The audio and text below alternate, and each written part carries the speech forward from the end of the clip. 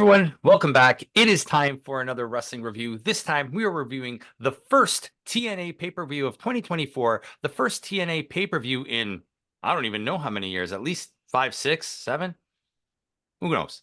But we are reviewing 6, yeah. We're reviewing TNA's Hard to Kill, coming to you from Las Vegas, I believe it was. A few changes for this show. With me once again, we have Campo.Reviews, the man who reviews movies, TV shows, stuff like that. All his stuff will be in the description box below. Make sure you go and check that out. And before you do, make sure you like, comment, share, subscribe. Let's grow this channel before the end of 2024. We got 12 months, so let's do it. Hard to Kill from Las Vegas, Nevada. First pay-per-view under the TNA banner in 6 years. And we'll start with the pre-show, which was Steve Maclin and Rich Swann. It was a match. Steve Maclin gets... Things ensued. Yeah. Steve Maclin, they made a big hype over Steve Maclin getting the first ever win in TNA in the new era. Also, who cares about Steve Maclin? Mm-hmm. Yeah, I it's fine. It could have been worse. It could have been Kenny King. Yeah. We don't mind some Rich Swann, just not too much Rich Swann. Yeah. Because next we get Eddie Edwards, the System now they're called, Eddie Edwards and Brian Myers against Frankie Kazarian and Eric Young. I think I like this match. Yeah, it was I want to hesitate to say good, but it was good. But I said I liked it. I didn't say it was. Yeah, I mean, I enjoyed it. It was better than it should have been. Yeah. Because I know it was good, but it's we're not the biggest Eddie Edwards and Brian Myers fans. It's just like who cares about this scenario? You're just trying to find something for your old dudes to do. Yeah. But they made the wrong choice. You think so? They gave us like a 3-minute speech about how Frankie Kazarian's friend died and he's here wrestling for him, and then he lost the match. And was this the one where he did the heel turn too on Eric Young? Yeah. So he blamed Eric Young for the loss. So the System go over in a decent little match. Next we get Tommy Dreamer. Actually, we get the skit, the AJ Francis skit. AJ Francis is TNA's newest signing, one of many on this show. They're really going hard with this. AJ Francis, for those who don't know, is the former top dollar from Hit Row in WWE. And he's the Cheez-It champion, the best there ever was. And exactly, according to Joe Hendry. By the way, Joe Hendry is arguably the best comedy wrestler in all of wrestling. Yeah, I would say. The fact that he comes up with all of this shit and makes songs out of them. Yep. He's actually pretty good at that. I mean, he's no Elias, but... No, which I'm surprised he hasn't ended up anywhere yet. Well, the other guy retired. Rick Boogs. Oh, Rick Boogs is done? Okay. Yeah. Okay. But, I mean, they poke fun about AJ Francis, doing that dive over the top rope in SmackDown. They really played hard. And the fact that he's the Cheez-Its champion. The best there ever was. But what I want to know is, how do I contend for the Cheez-Its champion title? You got to eat a lot of Cheez-Its, which in your case will be difficult. Because I'm lactose intolerant. By the way, nobody knows this, but I just want to let everyone out there know this. I always find videos purposely of really, really, really amazing looking foods that have the most amount of cheese on it possible. Then I send them to him. Yes. And I want to eat them, but I can't. I just wanted everyone to know that. He does do that. So with that, we'll go into Crazy Steve against Tommy Dreamer for the TNA Digital Media Championship. Once again, back to Steve Maclin for a second. Okay. I don't care at all about that match, but it wasn't a bad match. No. And what's his name was rocking Flash Funk. Yes. Rich Swann was rocking Flash Funk here. Yes, he was. In Booker T colors. Yes. So Harlem Heat colors. We digress. Back to where we are. Another match that was better than it should have been. Yep. It's like none of these matches are gonna, if they were on the main card, I wouldn't be like, oh, well, this is boosting my rating up. But for a pre-show, this was fine. This was a good match. Crazy Steve wins, which is what we all knew was going to happen. Yeah, we knew this was coming. I think maybe you should have let Dreamer win one time by like some kind of fishy thing Well, happens. he did. Oh, That that was the did whole thing. happen. They did that with the fork, the whole fork thing. So that's why they made this match a no DQ match. Okay, that makes sense. Yeah, I Yeah. didn't even put two and two together there because I Yeah. was like, they just gave him that new looking belt, and Yeah. they made a whole deal about it being Tommy Dreamer getting it, and then you took the belt off him on the first match that he fought. Yeah. They did that a lot tonight. Yeah, bad But choices. I digress. So there were some bad choices. Crazy Steve was a good choice. Yes, Crazy Steve is the good choice. If he's somebody you want to push, it'll actually give him some more clout, I guess is a good way to put it. The character is good. Yeah, it'll elevate the belt a little bit if you put him in some good feuds. So with that, from a good decision, was we start off the show now. We go to the main card proper, which is the women's Ultimate X match, the second ever. It's Alicia Edwards, Danny Luna, Jody Threat, Tasha Steeles, Zaya Brookside, and Giselle Shaw all competing in this match. So I just want to say this. I won't say who it was yet. I had to rewind 3 times to see who won because every single time I went back, I got distracted and then it would go ding ding ding and I'm like, oh my god, why did I miss it again? And originally too, you weren't that high on this match either. I just think that okay, let's be honest, and this is not to knock anybody. Yeah. And I messaged you while I was watching the match. We'll talk about that. But Tasha Steeles is not a contender in my eyes. No. Alicia Edwards is never a contender in my eyes. Mind you, she's really cute. Call me. I think Eddie might have something to say about that. Yeah, who cares about Eddie Edwards? I seen him. He's not that big. And he's from Boston. They're stupid. We heckled him. Hold on, where was I? So those two, in my eyes, Jody Threat is also not a contender. Yeah. Zaya Brookside is too new. The other girl is too new. So Danny that's Luna? 5 people. Yeah. So this already led me to believe what was going to happen. Which did happen. And then, but this is the next thing. She's a good wrestler. Well, how did I forget her name? Giselle Shaw. But we know that she's not winning the title, especially not after we find out what happens at the end of this pay-per-view. Yeah. So it just felt like an irrelevant thing to do. But I can tell you one thing leaving this match. First of all, Danny Luna looked really good. Yeah, she's a lot taller than I thought she was. The spots that they set up with the dropping power bombs were amazing. Yeah. Like actually they did a couple amazing. of those, yeah. And I'll tell you this right now. Zaya Brookside within the next 3 months is getting the rocket strapped to her because she is fucking amazing. Yeah, I mean, she's a British wrestling legend's daughter. It's Robbie Brookside's daughter. So, like, I mean, she's been on the indies for a while. She's very popular. She did a few shows, I think, in Stardom with Mariah May for a little bit too. She was tagged with Mariah May. She did a few companies in Japan. Apparently, she was signed to Stardom, but their contract was just like a loosey-goosey contract where she could still leave. Yeah, she was part of that group. Yes, I forget what they were called. Was it Meltier? I don't know if it was Meltier.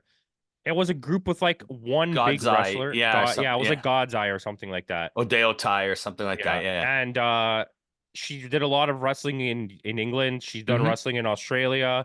She's done a lot of Rev Pro. She was. I'm pretty sure she did something with WWE. She was in WWE for a short time. Yes. So like she has experience, and she did a few dark matches, I believe, on AEW. Yes, and she's fairly young still too, like pretty young. Yeah, but like her skill level is fantastic. Her like mobility, her like nimbleness is freaking crazy. She reminds me of like the way she wrestles, I would say, is very much like Bliss, but like 10 times faster and 10 times more skilled. I would compare her more to like a Natsupoi. Okay. But I know no one's gonna understand that reference, so I accept your Alexa Bliss. Yeah. But Natsupoi is also a good comparison, very much like that. And we obviously know now that we said with Giselle Shaw wins, but like you said, Brookside is going to be the next really big. I think this was also to showcase some of the other women in the company because they've had a few exits, especially with Deonna Purrazzo. Yeah, they're prepping the next wave here. Yeah, and like Tasha Steeles can be good. Alicia is too old. And I don't mean that to be in a rude. negative way. And she's also not that good of a wrestler. She's better than we thought she was. Yeah. But at her age and her caliber, she should never be in the title picture. Yeah. So that kind of throws that off. The rest of them is like, yeah, there's Jody Threat almost won. Yeah. Like I know it's predetermined, but like Jody Yeah. Threat legit got there and had it, and then Yeah. got ripped down by the spear from Danny Luna, I think it was, wasn't it? Giselle Giselle Shaw. Shaw. Hit her Giselle with Shaw, that yeah. spear was crazy. Now, going back to that, a spot I never like in these types of matches. You're on the turnbuckle, you have the opportunity to go after the X, but instead you jump to the outside. Yeah. At least if it was a jump to the inside, it makes more sense to me. Yeah. Like, but there's nobody in the ring. You have a clear. It's like with it's like when a cage match. Like Jeff Hardy was notorious for this. He would climb to the top of the cage, and instead of escaping the cage, he'd do a swanton just for the high spot. Yeah. Escape the cage and win. Who cares about the high That's spot? peak perk angle. Perk angle. But anyways, this match as a whole, I think it was pretty entertaining. Mm-hmm. It was a good showcase. It wasn't the best match. But as far as women's group Yeah. matches, like let's call it like World War III or like in a cell kind of thing, this was Yeah. pretty good. It was. It was, and that's and one thing I've always credited TNA/Impact is they know how to book their women. Well, because they let them wrestle. Yeah, that's exactly it. And like you said, Danny Luna, give her a little bit more time in the ring. I think she might be a little bit of a surprise I'm for already everyone. surprised. I didn't know she Yeah. had any of that. There was a lot of really good stuff here, and she's a Yeah. powerhouse. She is. Yeah. She's a lot, not in a negative way, but she's a lot bigger than I thought she was. You know what I mean? She Like in the also terms of like doesn't. physically imposing. She doesn't look as big as equivalent to how strong she showed she was in the ring Yes, too. that's true. Because even someone like Jody Threat, she's really strong too. Yeah, Jody Threat had a couple of good. Didn't Jody Threat do a double two women on her back? On her back, yeah.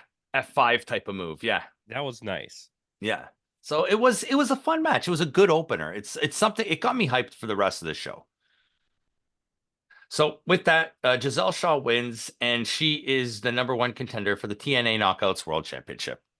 I mean, really, who else do you have right now on your roster that can really compete for No, that? and that's fair. This is like your we need someone to get John Moxley. Oh, we need someone call Okada. You know, Yeah. it's that. Oh, we need Seth Rollins to do this. Which, by the way, he's out for a really long time. Yeah, 6 to 8 Uh, months. He may be relinquishing the title. 6 to 8 This is filmed months, they before said. Monday. Yeah. And if he chooses to have the surgery and it doesn't go perfectly, it could be over a year. Now, is this the same? Is this the same MCL or is it the other side now? I don't know. Because But this is the same thing that happened to him a few years ago when he did the turnbuckle bomb with Kane. they have 3 MCL injuries right now. 3. Seth Rollins, Charlotte Flair, and I legit just forgot the other one. I had it in my head. Okay. You'll remember it when it's Oh my gosh. It's someone who was literally there, but they can't wrestle. Okay, it doesn't matter. we'll Continue. remember after. So with that, we'll go into our next match. It's PCO against Dirty Dango. Kind of a random match. I really like Very random. but I like PCO's entrance, you know, with the guy doing the jumper cables on listen, his. It's I don't want to call it that was great. I Yeah. love the presentation of it. I'm not I don't want to say PCO fatigue because that's not I don't have that. But I'm getting every match they are putting him in, even though it's like we know what we're getting out of him, right? But every Yeah. match they're putting him in is causing him to have to wrestle in this way that it's just like it's always the same match. Like Yeah. he needs to wrestle high caliber wrestlers, not he needs to get not for the title, but he needs out of the low mid card. He needs to be pushed up the card. I'd love to see PCO versus Crazy Steve in a feud for the digital media champion. Yeah, Something like that. Get him into the higher mid card area. Yeah. It's a quick little match, 1 minute. He wins by DQ. So Santino comes out and he makes it a 6-man tag. Son of a gun. Son of a gun, eh? He calls out the Rhino, Jake something to team with PCO to go against Alpha Bravo. Oh my god, what does he call PCO? Yeah. He calls him a name like PCO. PCO. Oh my god, like OPC hockey cards. It's so good. John Cena. Yeah. So we're getting a 6-man tag, and this was a little like they're really high on Jake something as well. Yeah, I mean, he physically and strength wise, Yeah, like he looks and he can do it. He moves fast too. I just yeah, don't know he's not polished. They've been pushing him from day one. Remember, we yeah, were like, what is this? yeah. He's not bad. He reminds me of a less polished Batista, maybe that type of. Did he not wrestle Sonata? Yes, he did. Like, come on. Yeah. But So anyways, yeah, that already elevates you on my card. it's this match at the end of the day, quality wise aside, who It was cares? yeah. It was a You know what I nothing mean? match. It was a match that it was just to make a match on the card that had PCO as a draw because like none of those other people in the match are a draw. No. And officially now PCO is re-signed with TNA as well. Yeah, which is good because at least he's gonna get his last hurrah in a Yeah. real company. So not losing it on the indies like some of the Yeah. guys did. And in the end, Rhino, Jake Something, and PCO win. Jake Something actually gets the pin in this. Yeah, he's getting the push. Yeah, he's He's getting getting the he's getting rub. the rocket strap. I think what may happen, Jake Something, PCO is going to enter a feud with Crazy Steve. PCO is not going to win the belt, but that's going to lead to Jake Something helping him out and going after Crazy Steve for the digital media belt. I'll take that. I think that's fine. Yeah, so like Scott Demore, why haven't you called me yet? I can help you out. No, call me. Forget him. So with that, we're going to go into our next match. It is a tag team match for the TNA Knockouts World Tag Team Championship. MK Ultra against the returning Decay, Havoc, and Rosemary. And this match was not on the card No, this was originally. announced last minute. Um, I don't want to Again, the be wrong kid this. died. Okay, first of all, just to get it out of the way, Jessica Jungle Juice had her best match ever, literally ever, not even close. Yeah. Second, And though, still wasn't very good. this match as a whole was not a very well wrestled match. You could No. tell that they had no time to get ready for this. This was kind of just a reason because they wanted Rosemary to come back Yeah. and they wanted her to look good. Taking the belts off MK Ultra is one of the dumbest booking decisions I've ever seen. Yeah. Unless your plan is to immediately give it back to them in a rematch, I don't see what the logic of this was. Unless going back to what we were saying about how the women's division is a little thin right now. Okay, but don't break them up. No, don't break them up, but let's do a rematch. Masha's still waiting on that rematch against Jordan Grace. Masha deserves a title.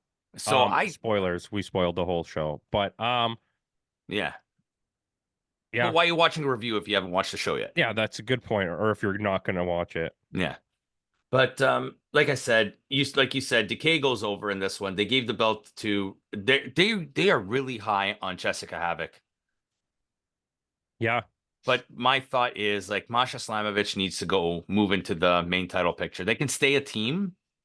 Listen, we like Rosemary. Rosemary's good. She's clearly the star of that team. Someone likes Jessica, obviously, but I don't like in.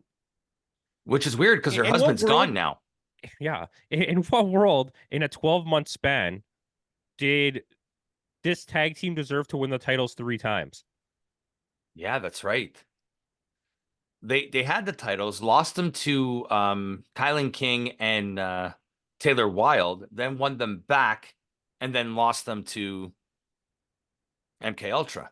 And then she turned into Brittany. Brittany. Who the hell? What did she turn into? Oh yeah. She was a different character. That's right. They had that team with Jody Threat for a while, and the 3 team. Yeah. Anywho, we digress. Courtney. She was Courtney Rush. Courtney Rush. Yeah. But digressing, they give the tag titles to DK once again, and I don't know. I'm not too happy about that booking decision. I think it's awful. Genuinely awful. Yeah. Where do you go with this? Especially coming off such an okay match. Unless Taylor Wilde's ready for a return. Either way. We'll see. I'd like a team between Danny Luna and Zaya Brookside, the 2 Brits together. Yeah, okay. I think I have 2 things here. I don't want to drag out this review. 2 things. You need to introduce another singles title because this is your problem. You have the men's world title. You have the X division title, which is a light division title. It's like a junior heavyweight title. So more like an open weight. Yeah, but it's mostly focused to fly flippity doodads, right? Yeah. Because you're not going to see Jake something win the X Division title, I don't think, in my No, eyes, right? So to me, or Josh Alexander is not winning the X no, Division that's a title, step low for him. and it's like an adjacent division. It's Yeah. not for these people. To me, and then the digital media title is like a third tier title. They have no like secondary title for people Yeah. like Josh Alexander and these guys to be wrestling for when they have nothing to do. They keep getting caught up in these feuds that don't matter. Yeah. Either you need to introduce a middle tier belt in the heavyweight division, or you need to give a trios title because we need something for people to do. Yeah. And if I don't know if you noticed throughout this pay-per-view, they keep building three people Yes. teams. Yeah. They do. They Have it absolutely be do. intergender even, so you can have a Yeah. woman on your team. Well, You can that's the have three digital. women on I the know the team. digital media championship is intergender Well, because I know. their world title is also intergender, right? Tessa Yeah, Blanchard Tetra won. Blanchard has So won that. Yeah. But let's move on. Next, my eyes, one of the best matches of the night was Saban versus Hijo del Vikingo versus Kushida for the X Division Championship. an excellent match. Look Yeah. at the three people involved. You have three of the greatest, I would say, cruiserweights of all time. Yeah, that's fair. It's the Vikingo, the thing. longest running mega champion. Yeah, he's And they never gonna signed lose and they it. signed a partnership too, right Yeah, before well, the they match. renewed the partnership. Yeah, they renewed the Um, partnership. which is good. This is all good things happening. You could clearly tell they were pushing this. By the way, there was a lot of people there. I don't know how the hard cam sign looked, It looked like there was a lot of people. but it Yeah. looked like it was full. And it's one of the biggest venues we've seen them wrestle since the back in the Yep. old days. Why Yep. does this thing keep turning off I on don't know. me? Oh no, I lost light, guys. Oh well. Yeah, we'll It's figure okay. this We'll out. figure it out. Oh, there you go. It doesn't say the attendance at the show. Anywho, that's But irrelevant. it was one of the bigger ones. 100% it had to be. Yeah. Eh, digressing from our point here, Hmm. I just I think this match, as good as it was, it still had too much going on. It was kind of clunky in the sense that like it was just like Yeah. you got the AEW type spot where it's like 1 1 1 1 1 Yeah. 1, which is different than the WWE spot. But it happened too often. Like it Yeah. was like the whole match was just this chain of 1 1 1 1 1 1, and it became like awkward, I think. Yeah. Like for example, if Saban had the advantage on Kushida, then all of a sudden Vikingo has the advantage on Saban, and then now Kushida has the advantage on Vikingo, Yeah, and it was a cycle like that. but Vikingo was amazing. Yeah. Like he's just too much. That You could corner spot he did where he flipped in the air and he landed and he gave the Hurricane Rana to Kushida, like that was like insane. there was some great stuff that he did, the 450 over the ropes. Hmm. You know what? Just a special match to watch. You can start to notice Kushida's age though. Yeah. Um, Chris Sabin though does not fucking age. No, that kid is a kid. The guy's just as old as I am. The kid's a superstar though. Like Yeah, he's and it absolutely. was the right decision to keep the belt on Saban. Oh yeah. Absolute right decision. So Chris Saban goes over. With that, we're gonna go into they called it a special singles match. Josh Alexander against free agent Alex Hammerstone, but I have a feeling they're gonna be announcing Hammerstone signing with TNA. Which is okay with me. He's a little bit aged. Mm-hmm. However, He's a journeyman, but he's serviceable for what they need him he's a for. really good wrestler. A Yeah. lot of people don't know that how good he is. We've seen him a few times. He popped up on NWA and like Hmm. GCW and stuff like A that. few of the MLW shows that we Yeah. caught in passing. He was the Um. longest reigning MLW champion. Yeah. Yeah. Saw And him a few times. We saw him a few times in Noah. I don't remember if he lost it to Jacob Fatu or if he lost it to what's his name? Fuck, I don't remember. Anyways, that's irrelevant. This just He's in.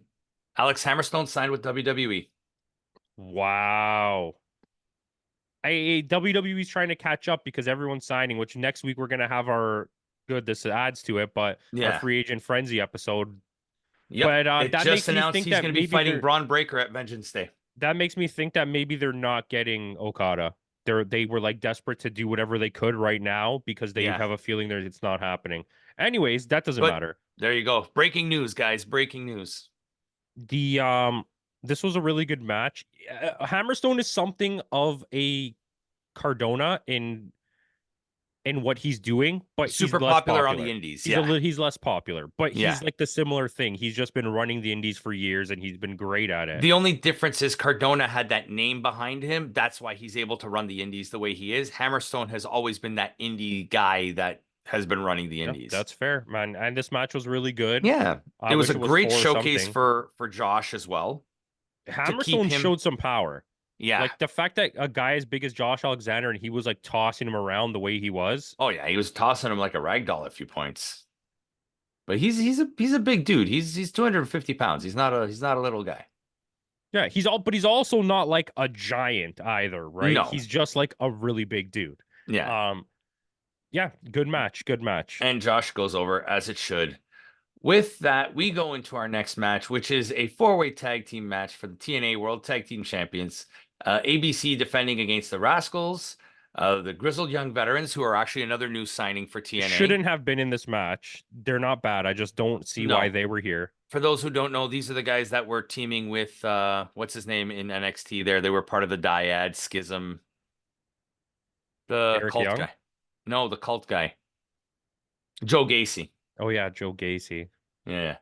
And But wait, wasn't Eric Young the leader of Schism at one no, point? Eric Young was the leader of the other group with Nikki Cross and them. Oh yeah. Fuck, I forget what they're called. Sanity. Sanity, yeah, there you go. Yeah. And Mike Bailey, and due to travel restrictions, Laredo Kid instead of Trent Seven. Can I just say something though? I don't think that would have changed anything about this match. No. I don't think having him would have made this match better than how it was. No, but I think that changed the outcome of the match. I personally don't think so. No. I But I think mean, maybe all in all, though, it was a really good match. I think now they're gonna have to do something else to create the feud. Yeah. But I think the outcome would have been the same, except the only difference is we would have had a feud created between Seven and Bailey and ABC. And ABC, yeah. A really good match, just a really good match. I just personally don't understand why the Grizzled Young Vets were part of this match.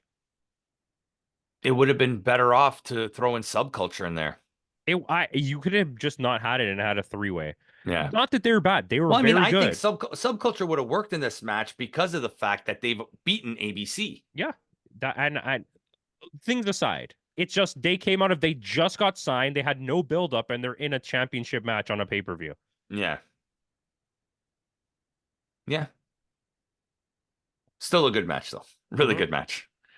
So with that, we are going into the ABC go over.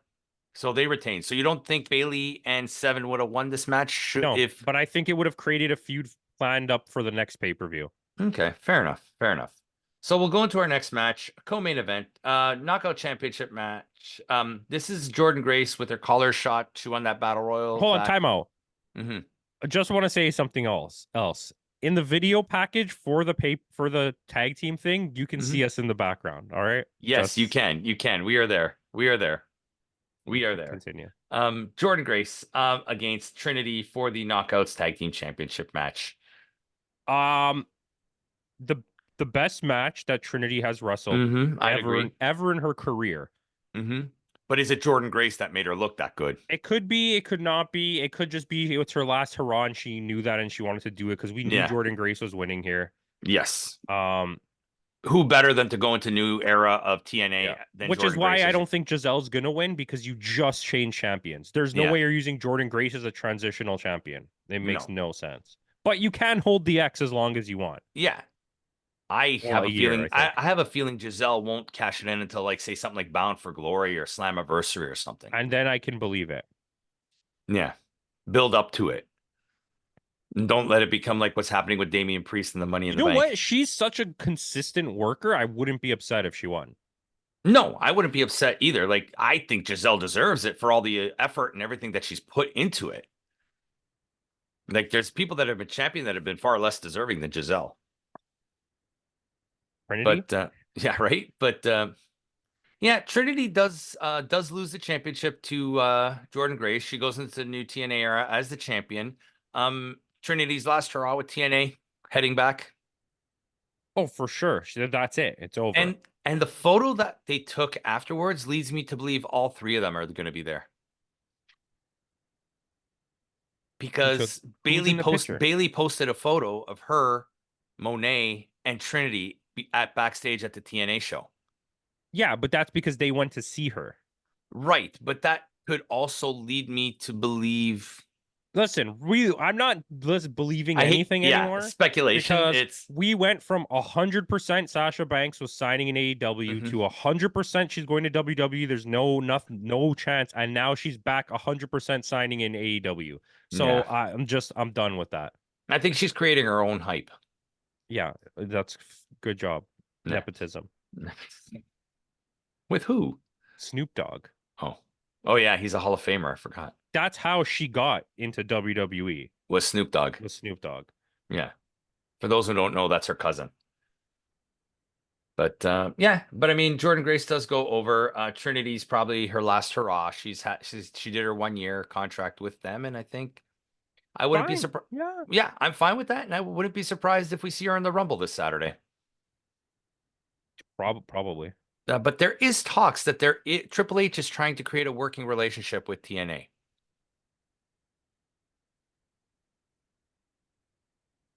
I wouldn't be upset with that. I wouldn't care. I think even if WWE doesn't want to have working relationships with people like full time, Yeah, there should be an allowance, especially because they live in this magical kayfabe world where nothing exists. right. That there could be special occasions where I can come talk to you and you're going to be very open about letting me use someone for one match. Because just picture this. Yeah, It's coming down to the end of his career.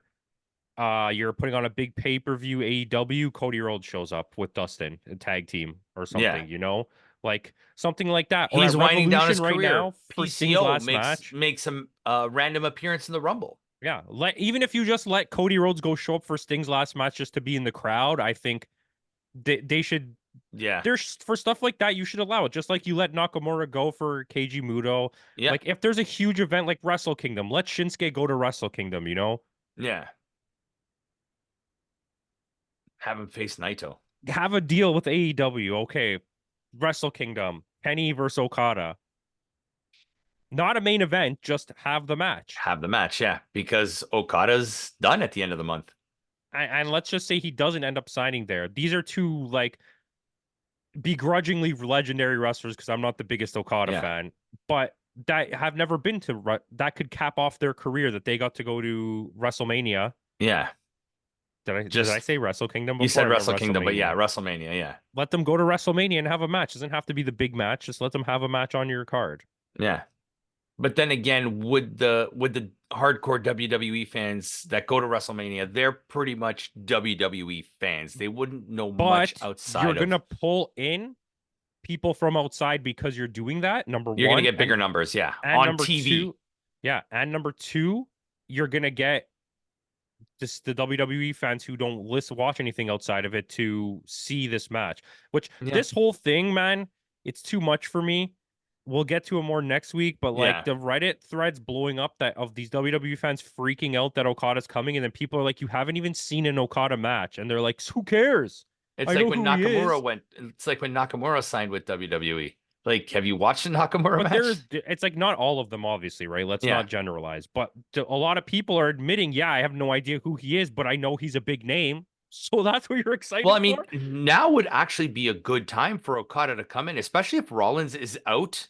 Yeah, but the problem with him is his someone made a really good point to me. His lifestyle and what he wants, he can't have in WWE with that schedule. True. Like in TNA, which he's probably not going to go to TNA, but in TNA, they usually pre-film every other week of Impact. Yeah. So he could film 2 episodes of Impact and then go back home for 2 weeks and then come back for the next filming. You know what I mean? Next filming, yeah. AEW, he has the freedom of if he's not involved in anything, he can go back home. WWE is like you're working 4 days a week. What are you going to fly back to Japan for 2 days and fly back again? Yeah. If you're not on TV, you're still going to be on the house show kind of thing. Yeah. So I just don't know. And plus, in WWE, you really have to rely on someone being able to talk. Yeah. And he can't speak English. Yeah, that's right. He cannot at all. It's very limited, his English. How are you going to put him in a feud with somebody? Like everyone's big thing, by the way, I don't know if you saw this. There were so many like fan-made posters of him versus The Miz. Why? First of all, I'm like, why would you take one of the greatest wrestlers of all time, not for me, and bring him to your new company and start him off in a feud with The Miz I think for that's how it nothing? goes for anybody. But it's just like that's so It's odd to dumb. me. Yeah, And then completely. number one, the whole thing about using The Miz is the banter that you're gonna get with him. If Okada can't talk, what's the point of this? Unless he comes in as a Paul Heyman guy. But that's the thing, right? But then still, the feud between him and The Miz doesn't have that thing Yeah, because he's not talking to him. that's true. Yeah. Sorry, I'm done. Yeah. But we'll go on to our next match. Main event of the night. Moose cashing in his Feast or Fired world title match against Alex Shelley for the TNA World And Championship. that's the video. Yep. Because much to our chagrin, we'll say it right off the bat, Moose wins. Why? The amount of backlash I got for comparing him to Jinder Mahal on the internet was legendary. Yep. You got some good heat with that. Legendary. And then whenever someone said you've never even seen Moose wrestle, and I said I've seen this, they all just stopped talking to me. Yeah. That We was were the end of the there. conversation. We saw him live at Final Yeah, Resolution. So like, don't say like we've never seen. I've watched enough Moose to know. Listen, it's not that he's a doo-doo wrestler. He doesn't belong in the world championship picture ever, let alone being a 3-time champion. Mind you, one of them was a weird situation. Yeah. However, I still just don't get that. I think No. it's, once again, this leads to the lack of a mid-card belt. But he's transitional at this point. I think he's transitional. I agree with you on that, but still, it's like you should have had Alex Shelley lose to someone by cheating. You let him Moose win clean. Clean, yeah, that was the big thing. Moose won clean, And which if was you bad. watch that match, the domination at one point that Alex Shelley was putting on him, there was no way he should have ended But I up mean, winning the Moose match. is not even in the same talent bracket as Alex Shelley. Alex Shelley can wrestle circles around this guy. Yes, this is the equivalent of Seth Rollins versus Jinder Mahal. If this is Jinder, because Jinder Mahal can go. Yeah, he's not Moose a bad... can go too. Yeah, but Moose is also 40 years old, and he's not on that caliber as Alex Shelley. Not on that caliber, exactly. And it's, to me, it's just like, what, I don't know, man. But like you said, we missed the fact that during the Trinity match, Ash by Elegance makes her appearance. Former Dana Brooke. Dana Brooke signs. Yeah, so she's another big signing for TNA. And that's going to bolster their women's division because Dana Brooke is not a bad wrestler. She was just never given an opportunity. No, and she's an actual athlete too, on top of it. Like, I'm going to get so much flack for this, but Dana Brooke is way better than someone like Liv Morgan. I mean, you're not going to get flack for that because Liv Morgan is doo-doo. Liv Morgan was everybody's like underdog story until we found out that we didn't really want that in the end. Yeah. Like, we thought we wanted it, but we didn't want it. We thought just realized she was hot. We wanted change for the sake of change, and that change wasn't the right change. Well, it's because that's what you want in a company, right? But the problem is you thought, because of the way WWE presents things, that that's what you wanted. But then when they gave it to us, we realized, shit, it was just their presentation of everything that made us think that it's like, why did I get vanilla? I wanted chocolate ice cream. Yeah, we wanted chocolate ice cream. Bianca Belair. Yeah. But not anymore. No, she's another one that's overdone. But yeah, going back. So with that, Moose goes over clean. Then we get our final surprise of the night. He officially signed with TNA, Nick Nemeth, former Dolph Ziggler, which was surprising. He might win the title. And that's why I'm saying Moose was a transitional. As much as I would have loved to see Alex Shelley versus Nick Nemeth, that would have been a fantastic match, which we could still get later on. I think if he wins, let's just say, I think you're going to get a match against Shelley right away, maybe. And it's going to lead to like him cheating or his brother coming and cheating or some kind of cheating. Okay. And then I think he's going to drop the belt back to Alexander at some point. Yeah, I'd like to see that match, Josh Alexander versus Nick Nemeth. I think it's inevitable that the next like long-term big champion, even though his first feud is against Burt Macklin. FBI. Burt Macklin, FBI. I mean, overall, though, with a few strange booking decisions, overall, this was a good show. Really good show. It was a Good good first, show. good first pay-per-view by TNA. I think the matches were worthy. I was super tired when I went home and I started watching this, and like Mhm. I got really into it. Yeah, it woke me right up. So what would you score this show then? Okay, this is super hard. I don't want to do this, but I think it's a 7.5. 7.5. Okay. I mean, we've already set the precedence for it. Like we put Wrestle Kingdom as an 8.2 and Noah the New Year as a 7.7. So I think 7.5 is a fair score for it. I'm like right with you. I gave it a 7.7. Not as good as the New Year, or sorry, not as good as the New Year, but almost on par. I think like ring work wise, it could have been a 7.9 even, but Yeah. like the booking decisions took it down big for me. Yeah, I agree. But yeah, it was a good show. So with that, guys, tune in later this week. Campo and I will have our review of New Japan Strong's Battle in the Valley, with that too having a few big surprises. So make sure you tune in for that review later this week. And with that out of the way, in the words of Kenny Omega, goodbye and good night.